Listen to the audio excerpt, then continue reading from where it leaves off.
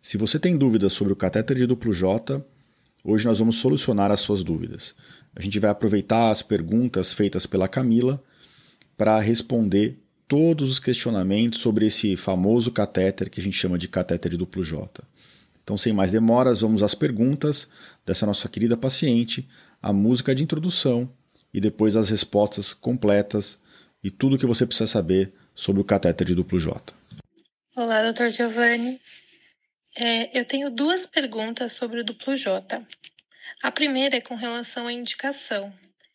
Eu fiz uma remoção de um cálculo renal que estava alojado no ureter e, a princípio, o médico me disse que eu ficaria com o duplo J. Mas, no momento da cirurgia, foi optado por não me deixar com o duplo J.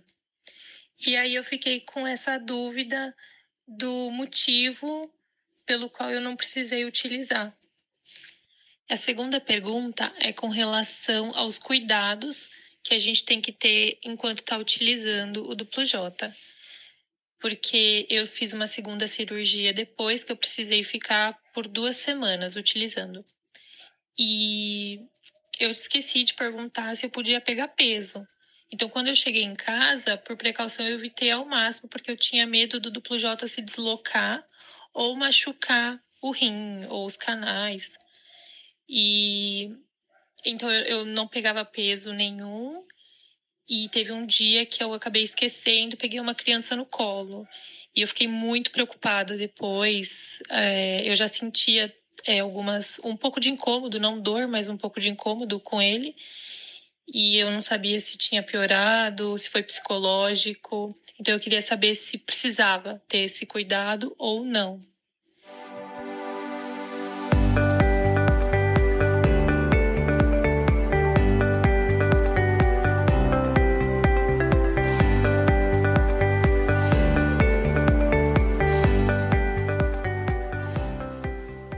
Bem-vindos ao podcast Conversa Aberta com o Urologista.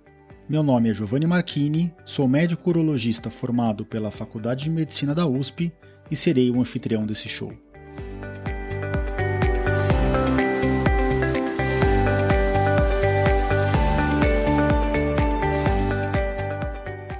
Nesse podcast, queremos compartilhar conhecimento confiável e de qualidade sobre saúde. Com um formato único e inovador e sempre com o foco no paciente, nós vamos esclarecer as suas dúvidas, trazendo todos os ângulos das situações vivenciadas no dia a dia da urologia.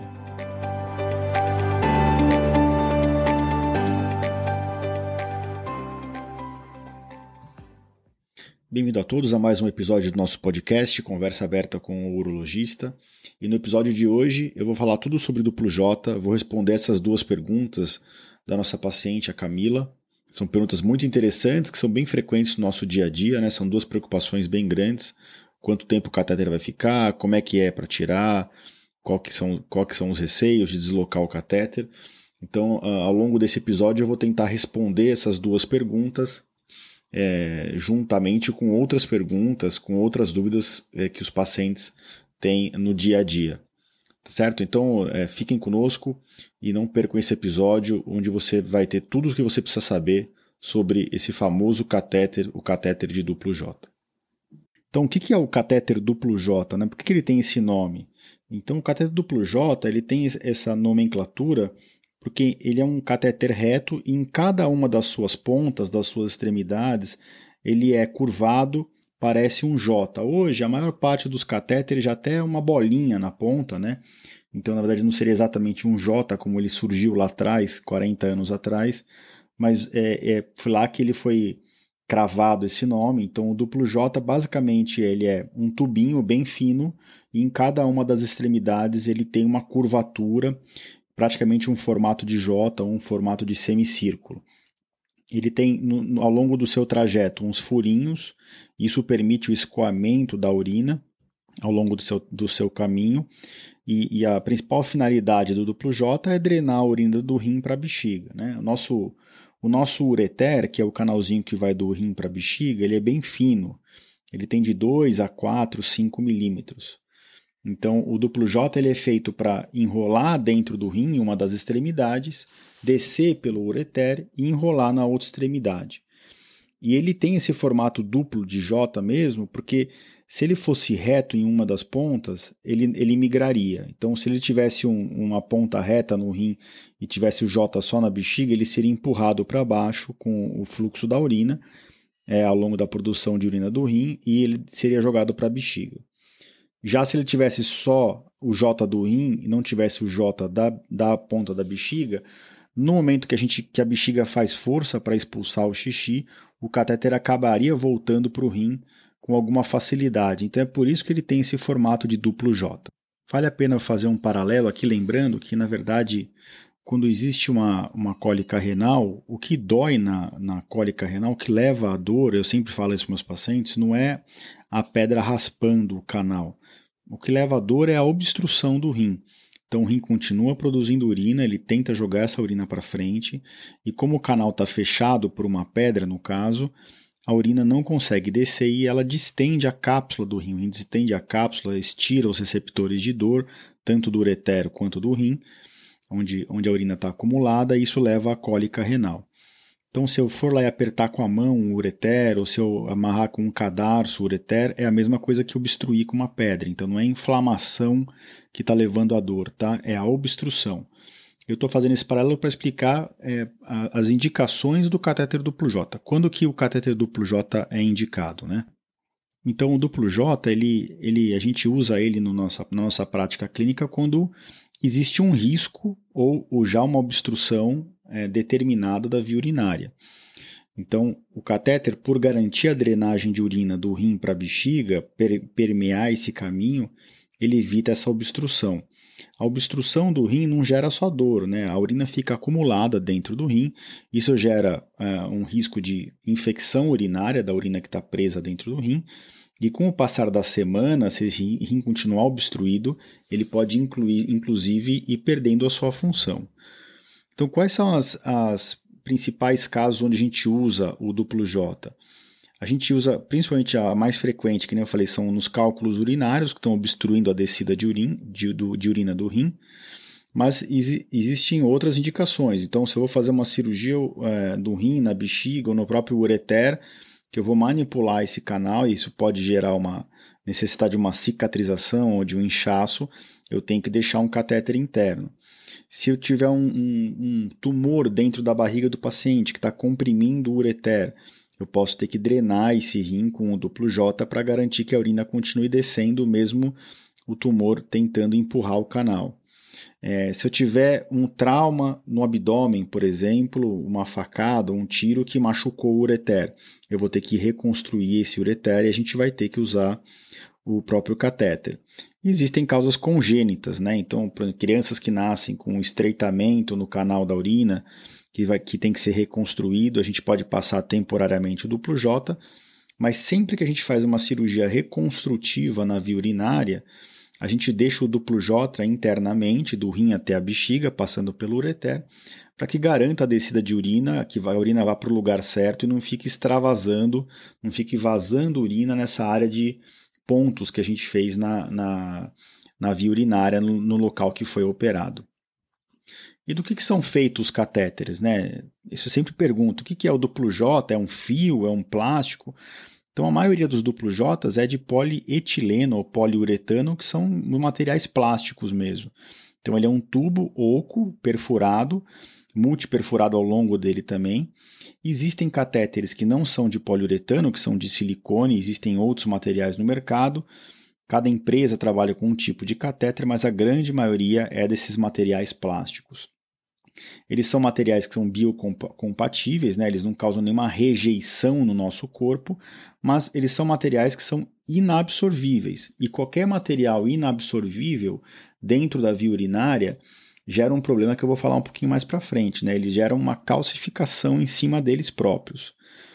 Então, existem vários tipos de catéter, né? De poliuretano, polietileno, de silicone, mas mesmo o mesmo tipo de catéter ele pode ter várias especificações. Então, alguns são mais duros, outros são mais moles, alguns são mais longos, tem catéter que vai de 28 a 30 centímetros, outros são mais curtos, de 24 a 26 centímetros, que geralmente é para pacientes mais baixos ou do sexo feminino. Existem catéteres menores ainda, de 12 a 16 centímetros, que a gente usa em crianças. Em relação ao calibre do catéter, tem catéter mais calibroso, de 8 a 12 frente, que a gente chama, que são para cirurgias de reconstrução ou quando a gente faz uma dilatação do ureter. E existem catéteres mais finos, de 4,7 até 6 frente, que são para cirurgias do dia a dia. A gente ainda tem alguns catéteres novos no mercado que tem um formato um pouco diferente, que às vezes ele tem o J do rim, e aí ele desce e no meio do ureter ele já vira um fiozinho, geralmente uma cordinha em formato de anzol ou uma corda em formato de loop mesmo, né? uma alça. E por fim, só para comentar com vocês, tem alguns catéteres que estão em estudo de material biodegradável. Para que isso? Para que a gente não precise retirar os duplos Js, né? O problema é que os estudos com esse catéter mostram que tem paciente que o catéter degrada em 1 semana, tem o paciente que o catéter degrada em 6 semanas. E essa variabilidade na prática clínica ela é inaceitável. A gente tem que saber exatamente quanto tempo o catéter vai durar, porque a gente programa as nossas cirurgias de acordo com isso, né?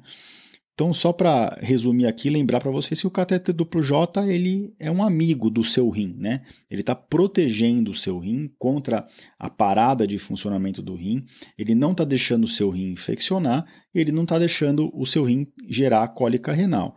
Então, eu sempre falo para meus pacientes que o duplo J ele é um amigo. Mas como todos sabem, né, a gente tem aqueles amigos que estão sempre nas horas boas e ruins com a gente, mas geralmente esses amigos são pessoas exigentes, né? Eles pegam no nosso pé quando a gente faz alguma coisa errada, quando a gente faz alguma coisa que eles acham que está fazendo o mal para a gente. Então, o duplo J, eu sempre falo aos meus pacientes que ele é um amigo do rim, mas ele é um amigo chato. Por que ele é um amigo chato? Porque ele costuma incomodar a gente. Então, o que o catéter duplo J gera de incômodo? E aqui eu acho importante a gente dizer isso, porque quando a gente usa o duplo J numa cirurgia que tem corte, que tem incisão, né? Então num transplante de rim ou numa cirurgia reconstrutiva, mesmo que seja por vídeo, o paciente tem locais de incisão e a nossa atenção fica localizada nessas posições das incisões. E o duplo J, o paciente vai sentir, mas não é a única coisa que ele vai sentir da cirurgia. Na cirurgia de cálculo renal, isso geralmente não é a verdade. A verdade é que o paciente não sente quase nada da cirurgia. A cirurgia endoscópica por dentro do canal da urina, o paciente sente absolutamente nada do ato cirúrgico em si. A única coisa que ele sente no pós-operatório é o possível incômodo do duplo J.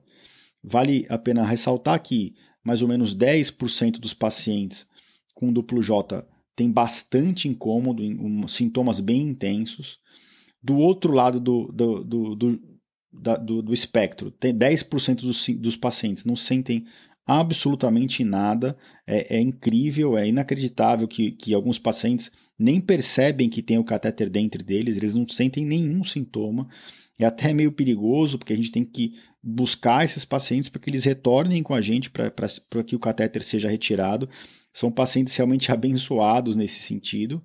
E a maior parte dos pacientes, mais ou menos 80% dos pacientes, tem sintomas diversos, mas são sintomas bem controláveis, toleráveis no dia a dia, e eles convivem com o duplo J de uma forma razoável. Quais são esses sintomas, né? Então, o principal sintoma que eu vejo no consultório é o aumento da frequência urinária. A extremidade da bexiga do duplo J, ela faz aumentar o número de vezes que a pessoa vai no banheiro, porque ela fica estimulando a parede da bexiga. A nossa bexiga não sabe que é o catéter que está estimulando, a bexiga acha que é a urina. Então o catéter fica encostando na parede da bexiga e isso gera sintoma. Então a pessoa com duplo J nos primeiros dias vai no banheiro a cada meia hora, 1 hora. Isso chama polaciúria, aumento da frequência urinária. Outro sintoma bem comum é a urgência urinária, que é aquele sintoma que deu vontade e tem que sair correndo.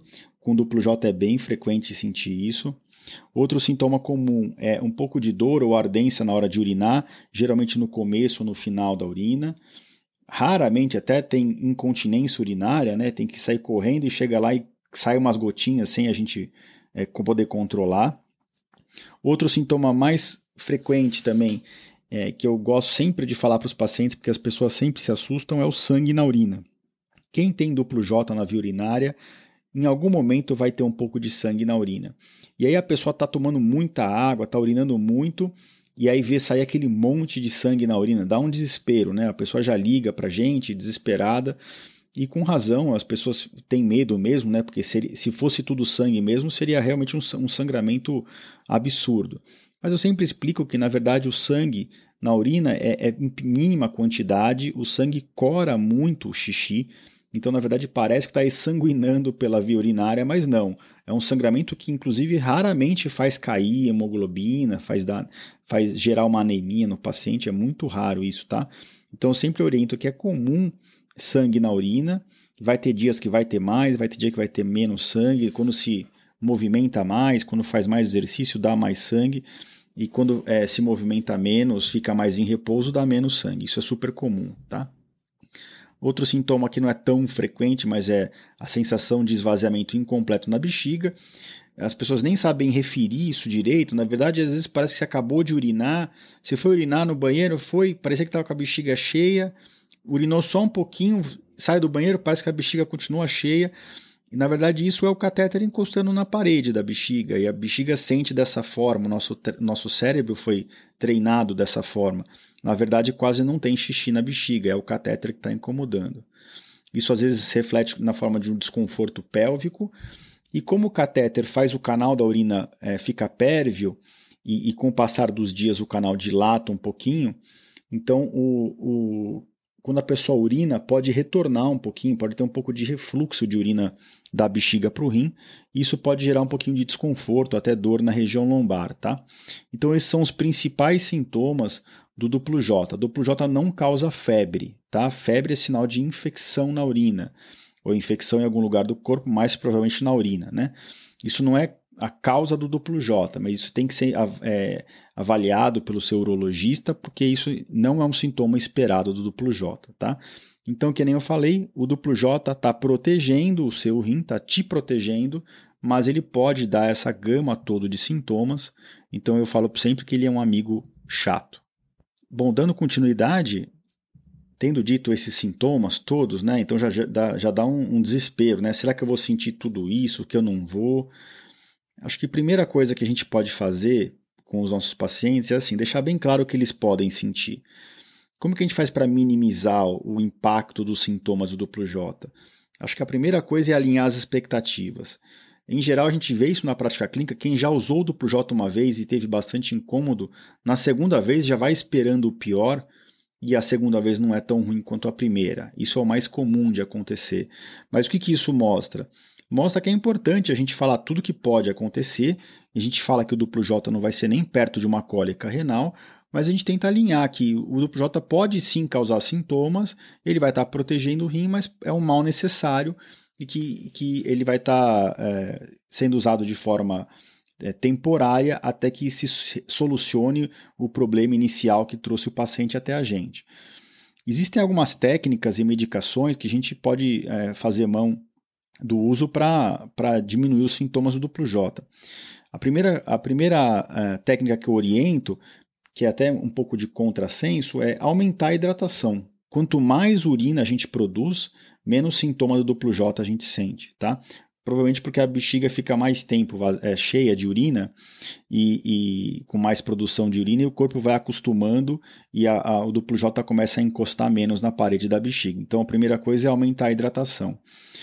E a segunda coisa que eu recomendo é micção de horário, ou seja, a cada 2, 3 horas no máximo, e urinar, em vez de ficar esperando da vontade. Isso evita sintoma, diminui sangramento, evita dor nas costas. Isso é uma das coisas que eu vejo que funciona no dia a dia. Outra medida clínica que a gente faz é, se a pessoa percebe que tem alguma coisa que ela está fazendo que predispõe ao sintoma, para ela evitar isso. Então, eu estou com o duplo J e hoje eu fui jogar tênis e sangrou muito. Então, evita jogar tênis enquanto estiver com o duplo J, a não ser que seja um duplo J que não vá ser retirado. Mas, em geral, coisas bobas do dia a dia, hoje eu caminhei muito, hoje eu carreguei muito peso, aí o sintoma se intensificou. A gente orienta a aumentar a hidratação, fazer micção de horário e evitar essas situações que aumentam os sintomas. Se isso não resolver, e eu sou daqueles que gosta de dar remédio a mais e o paciente não precisar usar, do que o paciente ficar sem nada prescrito para ele para casa, então existem medicações que a gente pode usar para tirar sintoma do duplo J. A primeira medicação são os analgésicos simples, tá? A dipirona, o paracetamol, o Buscopan. Esses remédios que já são de uso habitual no pós-operatório de cirurgias que a gente usa do Plus-J, por exemplo, a cirurgia de cálculo, de reconstrução da via urinária, desde que o paciente não tenha uma contraindicação a uma dessas medicações, eu peço para usar. Mesmo quando o sintoma é só na hora de urinar, eu peço para manter o uso do analgésico simples, porque naquela hora que o paciente for urinar, ele vai estar com um nível no sangue adequado da medicação, e isso vai fazer com que o sintoma fique menos intenso. Mas nós temos outras medicações, outras classes de medicação que são comprovadamente benéficas para tirar sintomas do duplo J.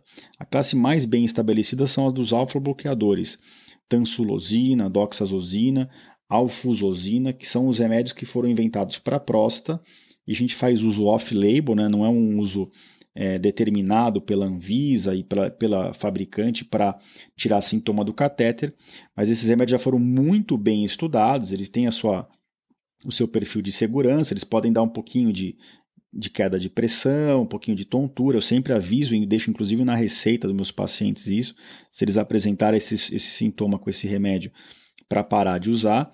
Mas eles ajudam bastante nos sintomas da bexiga, né? Nos sintomas irritativos e na ardência para urinar. Até às vezes a gente acaba vendo que diminui um pouquinho o sangramento.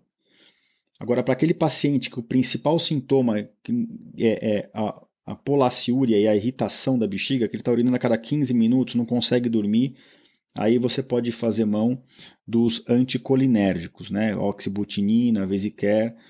Também tem suas contraindicações, a gente não usa em pacientes muito idosos pelo risco de retenção urinária. Em pacientes com glaucoma, a gente também evita o uso. Que fique bem claro que aqui eu não estou prescrevendo remédio para ninguém, tá, gente? Eu só estou dando uma pincelada nas medicações. Se você tiver muito sintoma do duplo J, discuta com o seu urologista, faça uma consulta com o urologista para ver se tem alguma dessas estratégias que você pode adotar com medicação para ajudar a tolerar o catéter até que você chegue ao seu ponto de retirar o catéter ou a sua próxima cirurgia. Sempre tem alguma coisinha que dá para a gente melhorar. Bom, aproveitando esse assunto, né? Então isso é outra pergunta comum dos pacientes. Quanto tempo a gente pode ficar com o duplo J, né, no nosso corpo? Na grande maioria dos pacientes que a gente opera de cálculo renal, por exemplo, o catéter fica de 1 a 3 semanas, tá? Em cirurgias reconstrutivas do trato urinário, aí o catéter a gente pode deixar um pouquinho mais de tempo, de 4 a 6 semanas, porque a gente precisa que o trato urinário cicatrize em volta do catéter, né? E a junção delicada que a gente fez cicatrize sem abertura, sem vazamentos, né? Mas no dia a dia mesmo, que é do cálculo renal, é mais ou menos isso, de 1 a 3 semanas. Agora, esse não é o tempo máximo, né? O catéter, o raciocínio é mais ou menos o seguinte, a gente deixa ele o mínimo tempo necessário. Então, se eu acho que aquele ureter vai demorar 1 semana para cicatrizar ou para desinflamar, né? Aí eu deixo 1 semana. Se eu achar que aquele ureter precisa ser dilatado para que eu faça uma cirurgia complementar dos cálculos que estão dentro do rim, eu deixo pelo menos 2 semanas até a próxima cirurgia. Agora, depois da cirurgia definitiva, que a pessoa já está sem pedras, o raciocínio eu só posso tirar esse catéter a hora que eu achar que o ureter estiver favorável, estiver desinflamado, sem nenhuma chance desse ureter gerar uma obstrução à descida de urina do rim. E isso geralmente acontece depois de 1 a 3 semanas. Então, às vezes eu vou lá, tiro uma pedra do ureter, onde estava a pedra está bem inflamado, eu vou deixar esse catéter pelo menos 5, 7 dias, senão, quando eu tirar o duplo J, o ureter ainda vai estar inflamado, e o que acontece? Obstrui o rim, volta tudo aquilo de novo. Cólica renal, mesmo sem ter a pedra lá, porque o rim continua obstruído, risco de infecção urinária, risco à função desse rim. E aqui cabe a resposta da primeira pergunta da Camila. Se o cirurgião optou por deixá-la sem duplo J naquela situação, é porque provavelmente o ureter dela estava muito favorável, estava muito dilatado, não tinha grandes inflamações ao redor da pedra. Mas isso realmente é uma situação de exceção. Na minha prática, mesmo nessa situação, eu costumo deixar o duplo J pelo menos até o dia seguinte com um fiozinho externo para tirar antes da alta do hospital. Então, o cirurgião tem que estar muito seguro de que aquele ureter não vai obstruir, porque senão a gente está colocando o paciente em risco, né? Lógico que tudo muito bem discutido antes do procedimento, tá? Então, provavelmente foi por esse motivo que a Camila ficou sem o duplo J no primeiro procedimento dela. E qual que é o tempo máximo que eu posso deixar um duplo J? Em geral, a gente pede para não ficar nunca mais do que 3 meses. Em alguns lugares a gente vai ler, está escrito 6 meses, né? Mas a verdade é que, como eu disse lá no começo do episódio, o duplo J ele é de um material não absorvível, né? Senão ele não conseguiria manter a função que ele tem.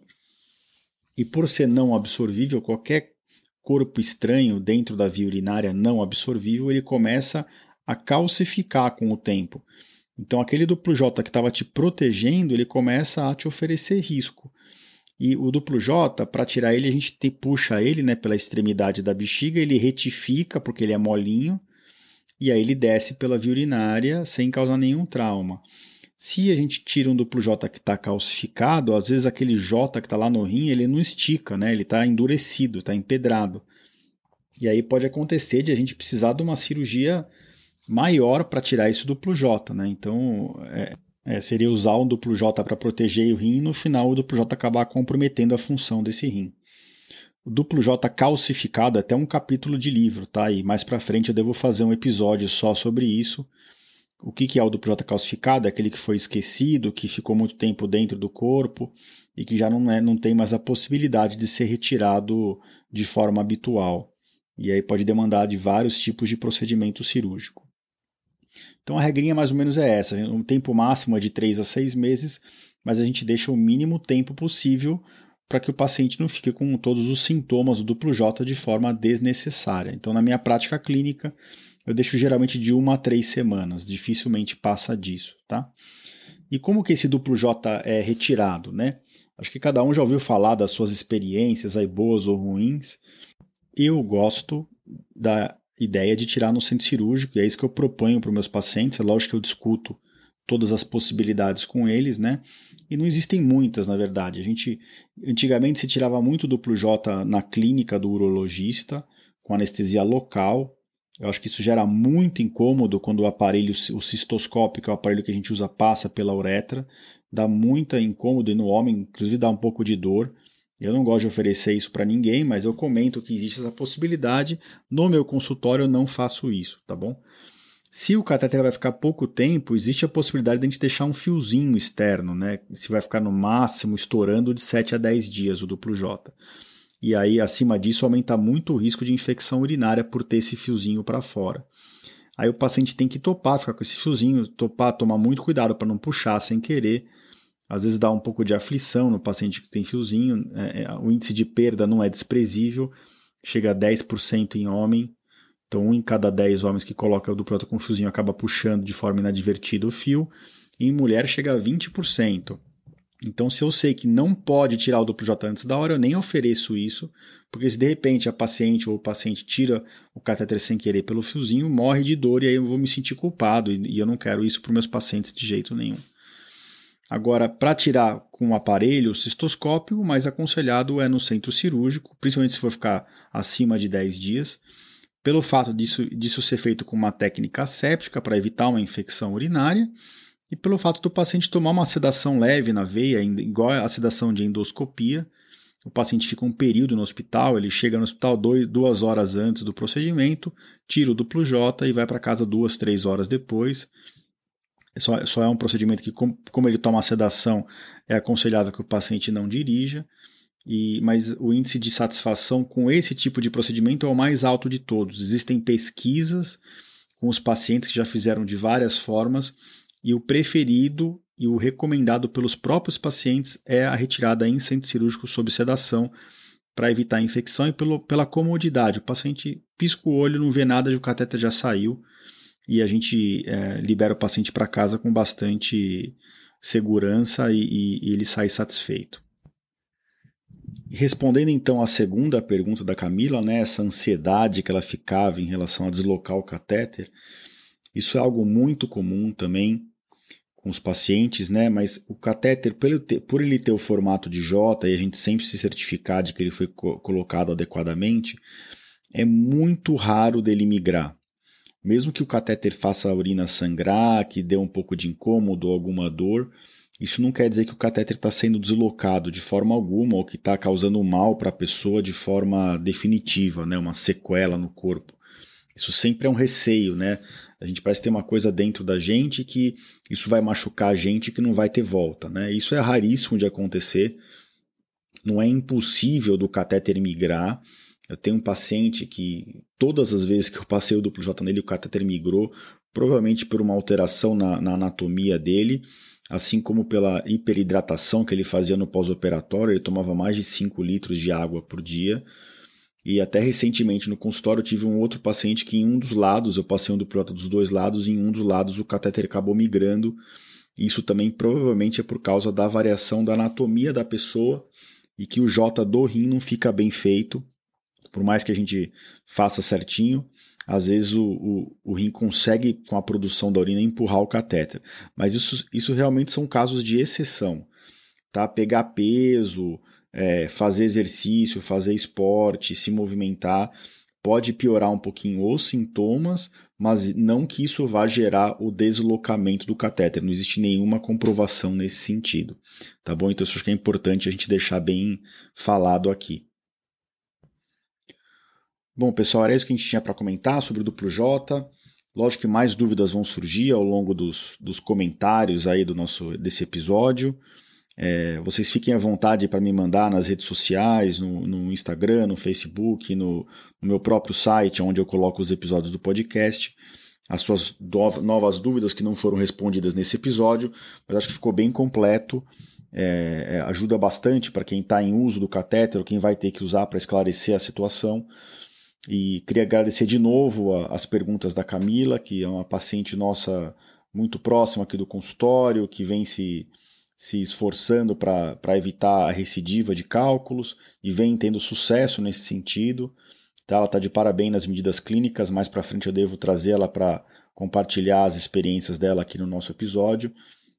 Eu queria agradecer também a todos que vêm ouvindo e apoiando o nosso podcast em todas as plataformas, os comentários e as notas na plataforma da Apple, mas muita gente tem ouvido a gente também diretamente no meu site, e pelo Spotify, pelo Deezer e pelas outras plataformas de podcast.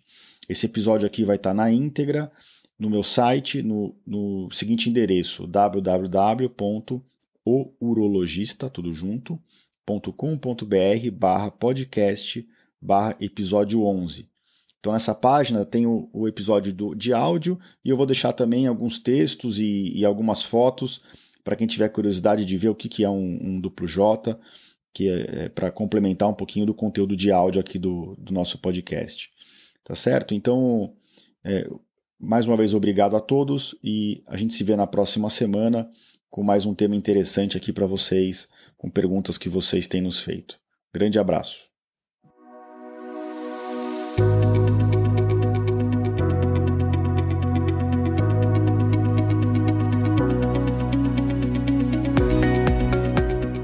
Você ouviu a mais um episódio do podcast Conversa Aberta com o Urologista. Mais uma vez, obrigado e até o próximo.